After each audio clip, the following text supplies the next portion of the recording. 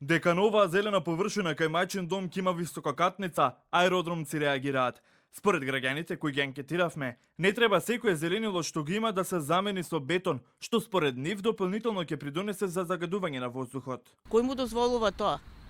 Кој е во тоа инволвиран, да видиме? Нормално дека на сите ние сакаме да имаме зелени површини. Доволно имаме згради. Деталниот урбанистички план, господине, може да трпи корекции. Измени по желба на народот, а не по желба на некој си. Новиот детален урбанистички план предвидува 8 катница плюс поткрове кај мајчин дом. Од СДСМ бараат итно да се повлече, како што велат, спорниот дуб во аеродром. Повикуваме Ивица Коневски да даде одговор на следните прашања. Прво, дали е точно дека позади градбата на мајчин дом стои Орце Камчев, кој неодамна преку фирмата Massive Construction ја купил парцелата? Според овој извештај, Камчев Consulting Doyle Massive Construction е подружница на фирмата на Камчев. Току тие ќе уништат оваа зелена површина од 3580 метри квадратни која е позади нас.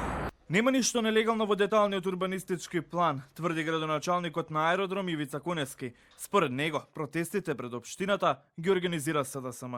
Се работи првенствено за приватно земјиште, кое што е во градежна зона, покрај булеварот Јане Сандански, кај мајчин дом.